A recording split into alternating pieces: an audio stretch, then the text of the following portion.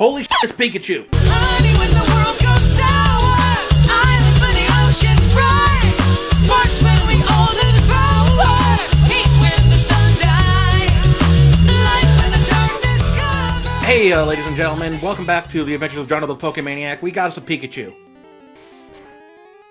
I'm not a big fan of you, bud. I think you're kind of overrated, but at this point in the game, I'm gonna need you. Because without Bulbasaur, there are no real grass types to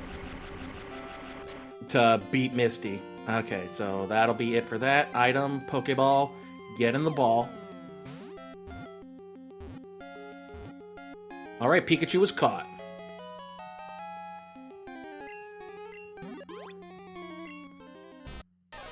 When several of these Pokemon gather, their electricity could build and cause lightning storms. Alright, I called you Raiden in the last one. You, I'm gonna call, I mean, Thor is easy, but what about, oh my god, will it fit? I just thought of this pun and I love it. Thor Mouse! Dead as a Thor Mouse. Alright. And we gotta fight this guy, too. Alright, what are we facing? Kakuna? Beedrill? Just a Weedle. Alright, we'll swap you out. We're gonna swap you out for, Iroh to make it nice and quick so I can head up to the Pokemon Center in Pewter City. But yeah, once I get... Oh, god damn it! Not gonna use another antidote! Alright, make it quick, Ember. Good, you're dead. Now I gotta use an antidote on Iroh. Okay. Alrighty. Head up to Pewter City. On the road to Pewter City. On the road. I'm on the road. First thing I'm gonna do is level up. Well, first thing I need to do is go to the Pokemart and see if I can get some potions finally. Buy potions, finally. 5. Shit. Alright, can I sell anything? No. Alright. Well, I can't get any more money until I'm ready to face Brock, so we'll just have to stick close. Let's see if how this is gonna work. Buzz, use poison. How bad is poison sting? Because that's the other thing I found out in between episodes is that poison doesn't resist poison.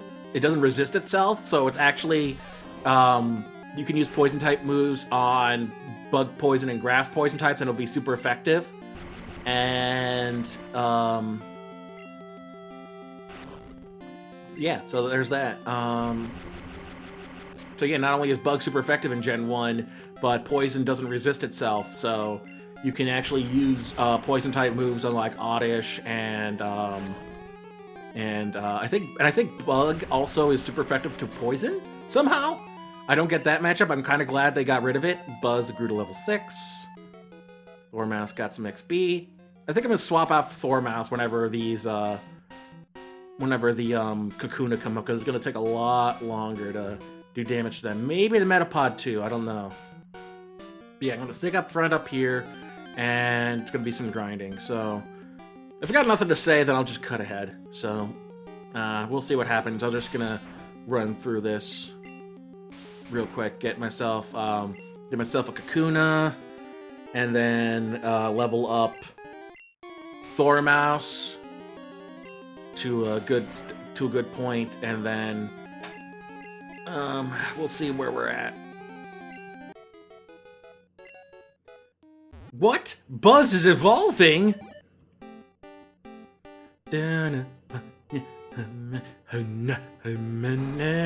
Alrighty, we got ourselves a Kakuna. That's the other thing I need to do is once Thormouse is up to like 7, then I need to start working on getting Happy and Buzz to evolve into their final forms in preparation for the eventual gym battle. Because since neither of Brock's Pokemon in this gen have rock-type moves, then if I can get specifically Confusion on Happy and then I can probably take out Brock. That's the problem, is that Ground and Rock in this gen got completely shafted. They are pretty much useless. So did Dragon. Dragon got like the coolest setup where it's resistant to all these different elements, and it's only weak to itself and ice. And there's only one Dragon type move, and it does a set amount of damage. It is the most bizarre setup. But then, of course, this is the gen that Psychic type just conquered all. And, like, the big gimmick was, oh, Ghost types can take out Psychic types.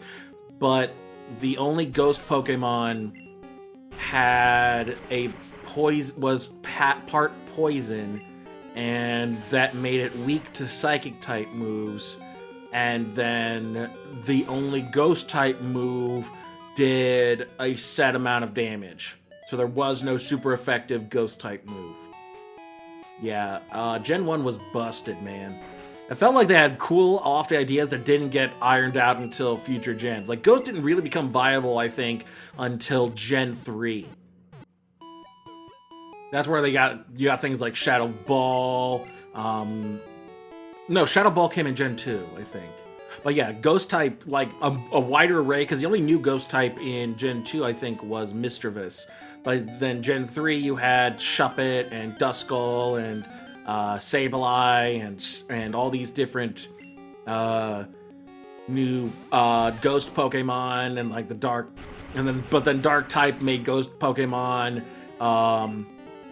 kind of unnecessary in terms of like facing Psychic type Pokemon, because you would much rather have a Dark type than a Ghost type fighting a Psychic Pokemon.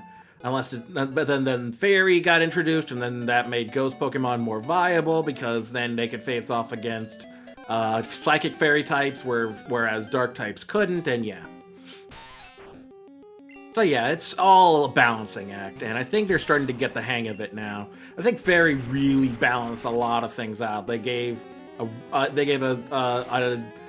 way to kind of counter Dragon type's dominance, and it made Psychic types more viable against Dark types. It's a really interesting new mechanic, and I dug it. So I'm interested to see if they end up throwing in a new type, but I think unless it gets super unbalanced again, then there's probably not going to be any new typings for a while. I still think they should introduce more EVs. I feel like there should be a type of EV for literally every type. I don't know if they want to go full like dual type evolutions, but I think having an evolution for every single type would be perfect, because it would make the most sense. I mean, hell, how many fan-made evolutions are there that Game Freak hasn't done yet? I don't know. So yeah, once 4 gets up to 7, I'll get, oh, there it is. Sweet. This doesn't take as long as I thought it would. Maybe it's just because it's still the early game. I think the latter game takes forever to level up certain Pokemon. But yeah, we're going to get Happy and Buzz evolved. I'm going to get... And then I'm going to get... I think it'd be best... no, I don't... Happy, I think, is the big one I need to get evolved. Oof. Can Happy take out a Weedle? Let's find out. How bad's Poison Sting gonna do? Well, shit. Sorry, Happy. Alright, let's get you out of there. How about you, Buzz? We'll try to train you both side by side. That's weird. For not resisting, the Poison Sting does significantly less damage to Buzz than it did to Happy. I'm curious about something. It may not resist, but it may mathematically resist in like the data, but it may not like say, oh, yeah, it resisted or something like that. Here, let me see something first. Stats. Defense 14. Yeah, same defense. I'm guessing it probably mathematically resists, but it doesn't say it resists. Alright, so antidote again. I'm not going to use any more antidotes until I can get some money. So I have to start relying on our socialized medicine for Pokemans.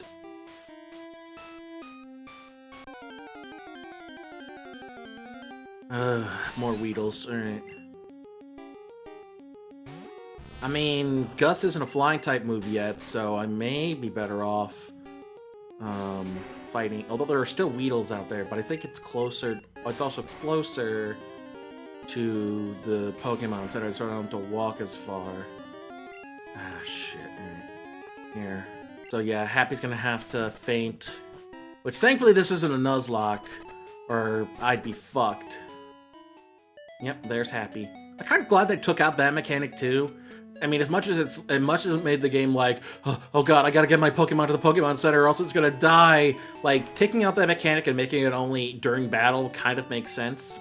I guess it doesn't. I guess it depends on how you look at it. A poisoning could slowly kill you outside of battle, whereas a burn or paralysis would only affect you during battle. I don't know. I had a whole thing when I wanted to do like video essay style stuff, video essays like Loxton, before realizing that's gonna take forever and I would never get this channel off the ground. I'm just not that productive. When it comes to making those kind of video essays, some people just go right to it. I am barely able to handle just stream of consciousness audio editing. There's no way I could try to get scripted, shot, recorded video essays up and off the ground. Like the way what's his name does, Loxton. He said his name on his channel before, but it's been forever. At any rate, yeah, I wanted to try and do that, and so I had ideas like I should pull up, okay, I did manage to find my old list of topics, and I got a couple of scripts ready, but, the first thing I was going to talk about, in my first episode was how, everyone kind of misconstrues the end fight of, Mewtwo Strikes Back into being, like, a critique of, Pokemon fighting in general. Like, oh, you're telling us in a franchise where it's all based around Pokemon fighting each other that fighting is wrong now? That was never the point. And I think I'm going to try and use this series, since I'm able to do more stream of consciousness stuff, I'm going to bring up those points without trying to make it like a long-form, fully edited video, like the way Loxton makes his, or J-Wits, or Birdcatcher Toby, or those guys. Love those guys. They have a lot better work ethic than I do. And, yeah, I'm just not competent enough and productive enough. I have a lot of mental baggage, and I think part of it comes from trying to do so much on the spectrum, and so it takes there's a lot of stimuli going on when you're recording and coming up with all these things and trying to focus so much. I think I probably have some semblance of ADD or ADHD, because I think those are similar parts of the brain. That's why you get a lot of kiddos on the spectrum who also get diagnosed with ADD or ADHD. But at any rate, like, my point during the during that video was going to be, I was going to reference the "not like this" from PokéAnime, I think it was, Animania. Yeah, whatever it was called when Suede and Linkara made those videos reviewing the Pokemon movies. Yeah, I was going to reference that meme and it was going to be about how it's like, yeah, but you're kind of missing the point. There's like actual details in the story that explain what's going on. You know, Mewtwo blocks the Pokemon special powers, meaning that they can't use moves like Flamethrower and Solar Beam, and it's just basically actual biting and scratching and clawing, and that is much more like the dog fighting that, you know, PETA and people always proclaim Pokemon to be.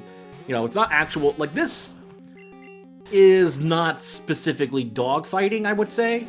Because, I mean, because, you know, and part of my video was going to explain, like, Pokemon don't die in canon unless it's for, you know, specific story beats. Gotta get Happy out of here, or he's gonna die. Oh no, but nah, it's like Pokemon don't canonically die unless it's a story beat.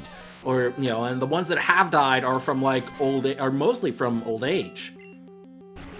Like, the Stoutland in, Sun and Moon. He died from old age. So it's, you know, it's one of those things where it's like, Pokemon don't canonically die from battling. At least not as far as I'm aware. I've never heard a reference to Pokemon canonically dying from battling. Especially not since the, existence of the Pokemon League. Like, the Pokemon League prevents any sort of, you know, like, we're talking about sanctioned Pokemon battles that follow guidelines, and you know, have like, and are like actually regulated. So it's not like, you know, just straight up dog fighting. There are rules in place, and a Pokemon is never dead. It's never declared dead. They're always fainted or knocked out or unable to battle. So I mean, it's like they never canonically die from battling. And even in the anime, they show, not that the anime and the games are one and the same, but they show you that that the Pokemon are fine immediately afterwards. I think another good example of how they're not technically dead is in Gen 2. When the trainers call you, like, once they introduced the idea of rematches with trainers, that kind of threw the idea that they were dying out the window, because you were having rematches with these guys. Their Pokemon were getting healed and going back to, and you were having another fight, and it was like sparring. And, you know, there's all these in-universe explanations for why Pokemon did things certain ways, and like the actual wording of it exemplifies that it's not about death. It's more like, you know, testing your might. It's a game, essentially. You know, in universe, it's more like a game, and it's all about Pokemon testing each other too, because like the Pokédexes make reference to the fact that Pokemon want to test each other, both of the same species and against other species. They also make reference to Pokemon eating each other, and we never really see that happening. But, yeah, they never really establish if Pokemon are different from animals or if they are equivalent to animals. It's bizarre. They never really establish a whole lot of that sort of stuff, and at least not specifically that I'm aware of in the lore and then in the canon. But yeah, the other things I wanted to, like, this, my second video, and this was in the heat, this was right before Dexit happened, and it was in the heat, or it was like right at the point where Dexit was breaking in the fandom, and it became the point where I legitimately had to leave r/Pokemon because it was untenable. I could not handle being in that, I couldn't be being in like major fandom spaces, just because it became so toxic to be involved with these other Pokemon fans who felt so entitled to having the game, you know, having certain aspects and certain features in the new game, as though like they were never going to show up again or something like that. And it was just like, it's a consumer like, oh, at the end of the day, I'm devoting this channel to a consumer product that is made to sell units for Nintendo and Game Freak and the Pokemon Company, $1 billion franchise. It's another tribute to it's a tribute to $1 billion franchise, and I accept that. It is what it is. But, you know, to be like this thing that was made not specifically for me either, because that's the thing. It's like, It was like when I was big into MLP, and I even got caught up and got to the 9th season, which I think is really solid. The finale season, the finale season, and the season finale, both were excellent. So good on THX and the creators behind the show for ending on a solid note. You know, wrapping up so many of the loose ends and whatnot, and making a really solid show in the end. But in the MLP fandom, there were also fans who were like, this thing that I like did not happen, and therefore the whole thing is bad and wrong. And it's just like, my dudes, these are fine consumer products being sold to us. This isn't like what are you getting upset about ultimately? You know, it's this toy I got didn't have the exact function that I wanted, and now it's bad. And it's just like, calm your tits, my dude. Get over yourself. I don't know.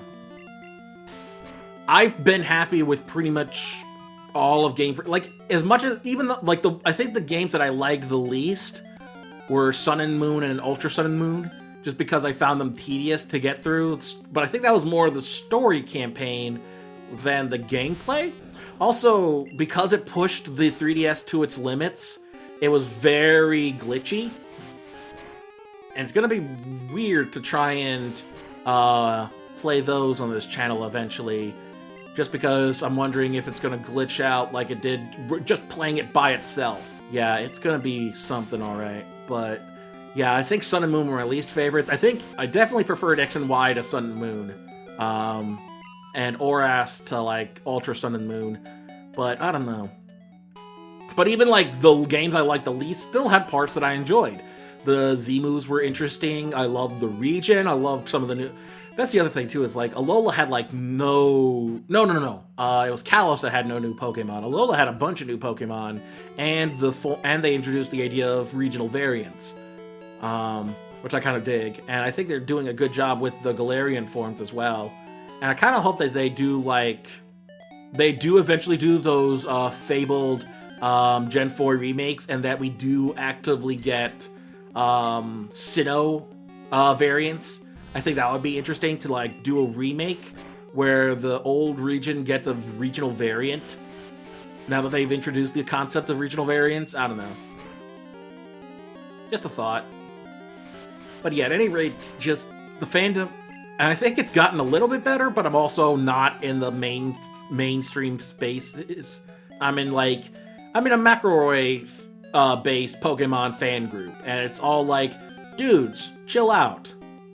You know, not that the McElroy fandom isn't devoid of controversy or anything like that, but the specific space I'm in is fun to be in and very supportive, and it's more about, hey, we like Pokemon. We share what we like about Pokemon, and even if we have even if we're critical about, you know, Pokemon as like a consumer product that's bought and sold and is a commodity, or, you know, it's never, we don't make it like rough on dudes who are just like, I like my little apple worm dragon, you know?